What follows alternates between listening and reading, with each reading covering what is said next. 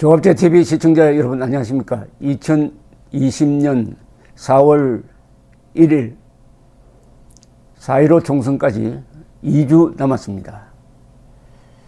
대한민국에는 유명한 두 사람의 김대중이 있었습니다. 한 사람은 정치인이고 한 분은 기자였습니다. 그분이 오늘 조선일보를 어제 조선일보를 퇴사했습니다. 그러나 글은 계속 씁니다. 2주 만에 한 번씩 조선일보에 김대중 칼럼을 연재를 하고 있는 김대중 조선일보 고문 퇴임식이 어제 있었다고 오늘 조선일보 피플란에 났습니다.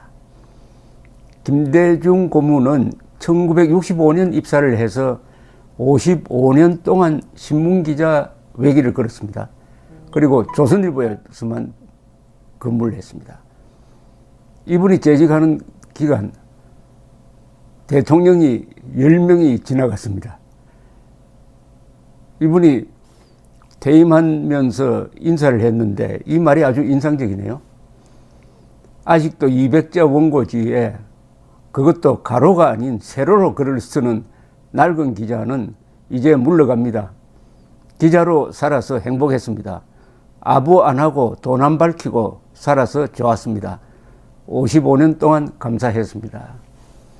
이 김대중 기자는 김대중 주필로 더 많이 알려져 있죠. 주필을 편집국장도 하고 주필도 하고 고문을 이제 퇴임을 했는데 퇴사를 했죠. 이 주필로 많이 알려져 있는데 한국에서 가장 영향력 있는 언론인 조사를 시사저널이라는 주간지에서 했는데 한 10년 동안, 최근 10년 동안 항상 1위였습니다. 최근 10년 1위, 그 뒤에도 5위를 벗어난 적이 없는 가장 영향력이 있는 기자였다는데 벌써 연세가 81살입니다. 실감이 안 나는데 저도 조선일보에서 월간조선 기자로 일을 할 때 출판국장으로 모셨던 적이 있습니다.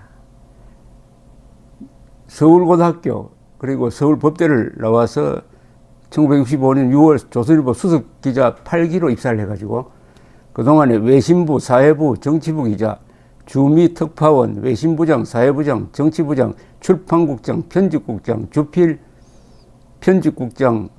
주필, 편집인 등을 두루 역임을 했습니다. 그러니까 조선일보의 핵심적인 자리를 다 거친 분입니다. 그런데 이분의 글에서 느껴지는 힘, 특히 팩트와 논리의 힘은 이런 취재 경력이 뒷받침되니까 힘이 있다 이렇게 보면 됩니다. 이분의 글은 굉장히 담백하고 솔직하고 남의 말을 잘 인용을 안 합니다. 그러니까 아마 좁은 지면에 내 이야기 하기도 바쁜데 고담줄론 고사성어 이거 인용하는 게 무슨 의미가 있느냐 하는 생각을 가졌을 것이라고 보입니다. 조선일보에서 이렇게 썼네요.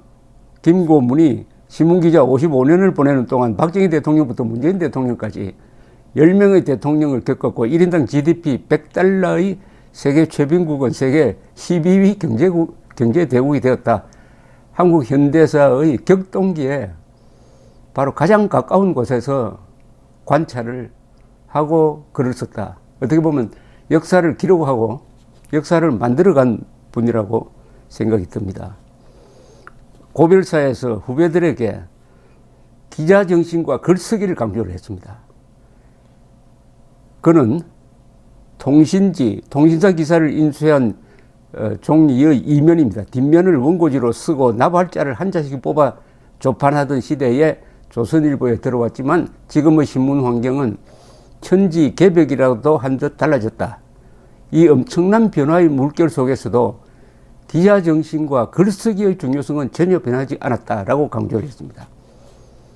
용기 있는 비판의식을 뜻하는 기자 정신이 아무리 투철을 해도 글쓰기가 뒤따라주지 못하면 좋은 보도가 나올 수 없고 그 역도 그 거꾸로도 마찬가지다. 기자 개개인의 글쓰기와 완성도가 중요하며 기자가 완성도 높은 글을 신문에 파는 시스템으로 가야 한다 라고 이야기를 했습니다. 그러니까 아무리 취재력이 좋아도 글을 잘 써야 된다. 글만 잘 쓰면 되느냐. 취재가 뒷받침돼야 된다 하는 이 기자직을 가진 사람들의 그 고민을 이렇게 정리를 했습니다. 어쨌든 기자 정신과 글쓰기다. 기자 정신은 뭐냐? 이분의 이 말에서 다 표현된다 봅니다. 아부 안 하고 돈 안 밝히고 살아서 좋았다.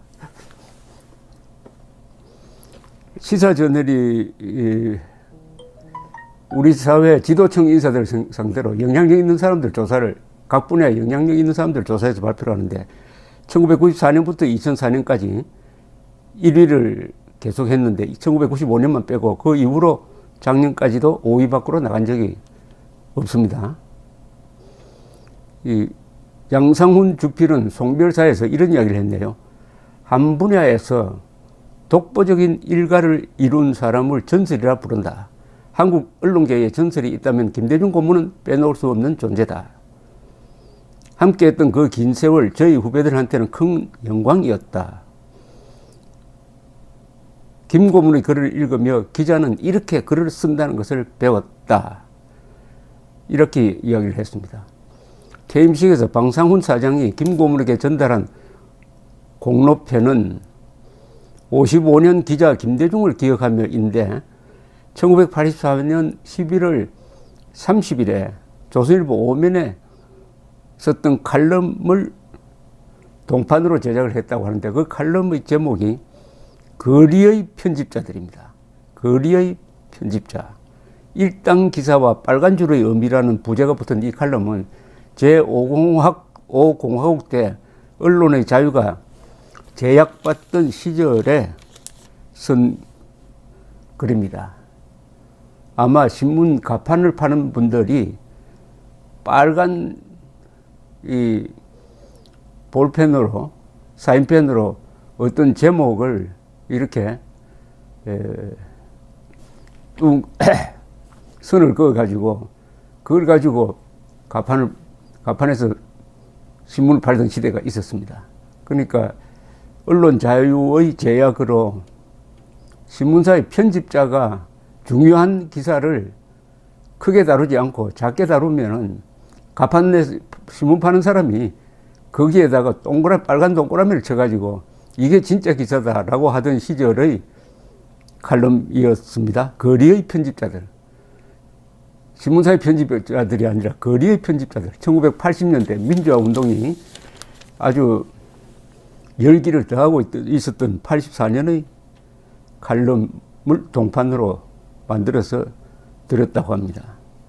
공로패에는 조선일보 후배 일동 명의로 한국 언론을 대표하고 상징하는 단 한 사람을 꼽으라면 우리는 김대중 고문이라고 답하겠습니다.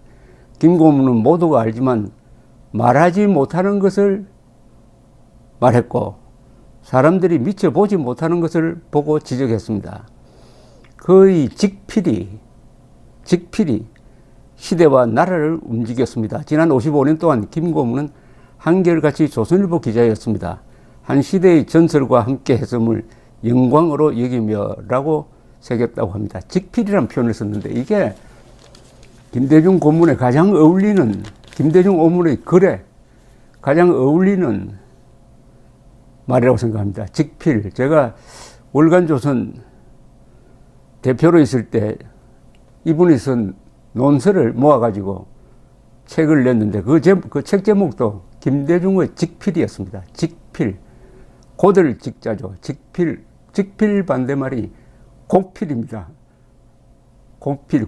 국에서 쓴다. 바로 쓴다. 직필. 이분의 성격. 골프를 치지 않습니다.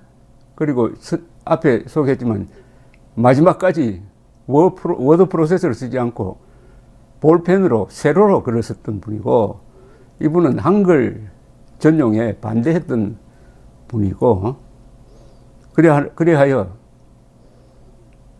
전설이 되어서 퇴임을 하는데 다행히 앞으로도 계속 김대중 칼럼을 격주로 연재를 한다고 합니다. 한 사람은 정치인 김대중, 또 다른 사람은 기자 김대중. 두 사람의 관계도 아주 흥미로운 점이 있는데, 어쨌든 권력, 한 사람은 권력자, 한 사람은 그 권력을 비판하는 입장에 섰던 사람. 두 사람의 김대중 씨가 만들어간 또는 기록해간 이 한국 현대사, 지금까지는 그래도 멋진 드라마였습니다. 그러나 앞으로 4월 15일 총선 이후에도 이런 역전의 드라마, 감동의 드라마가 계속될지, 그것은 4월 15일 밤 8시쯤 되면은 알 수 있게 될 것입니다. 감사합니다.